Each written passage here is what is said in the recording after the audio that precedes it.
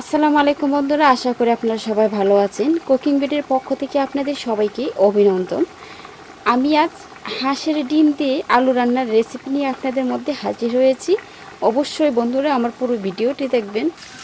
আমরা আজ হাঁসের ডিম দিয়ে আলু রান্না করব। সেজন্য মাটির চুলায় কড়াই তুলে দিয়েছি এবং তেল দিয়েছি। তেল গরম করে এর মধ্যে পেঁয়াজ দিয়েছি। এখন আমি এতে দেব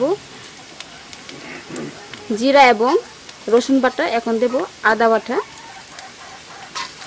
এখন আমি চুন্নি দিয়ে আবার নেড়ে চেড়ে দেব। গরম তেলের সঙ্গে জিরা বাটা, রসুন বাটা এবং আদা বাটা মিক্স করে নিচ্ছি। এখন আমি এতে দিয়ে দিব 1 চামচ হলুদ গুঁড়া, 2 চামচ মরিচ গুঁড়া, 1 চামচ ধনিয়া গুঁড়া, 1 চামচ লবণ। এখন আমি চুন্নি দিয়ে আবারও খুব সুন্দরভাবে নেড়ে চেড়ে নিচ্ছি, যেন গরম তেলের সঙ্গে শুকনো মশলার উপকরণ খুব সুন্দরভাবে মিক্সড হয়। এভাবে আমি গরম তেলের সঙ্গে শুকনো মশলার উপকরণগুলো প্রথমে খুব সুন্দরভাবে ভেজে নিচ্ছি। এখন আমি এতে হাফ ডাবু পানি দিয়ে দিব।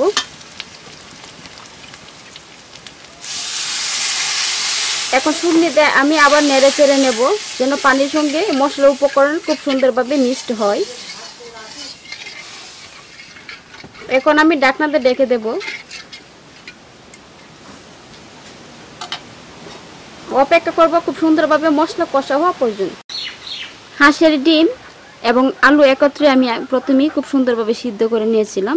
সিদ্ধ করতে আপনারা সবাই জানেন, সেজন্য আমি সিদ্ধ আর দেখালাম না।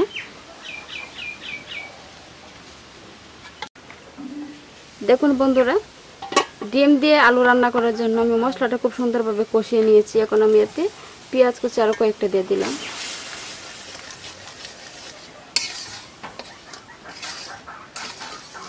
এখন আমি এতে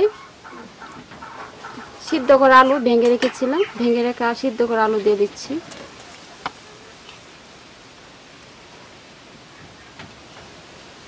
সম্পূর্ণ আলুগুলো আমি দিয়ে দিলাম। এখন চুন্নিতে নেড়ে চেড়ে মশলা কষার সঙ্গে সিদ্ধ করা আলু মিক্সড করে নিচ্ছি।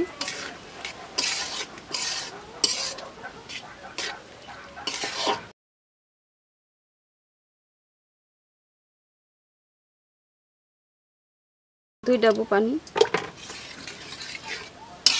ডাবু পানিতে দিলাম।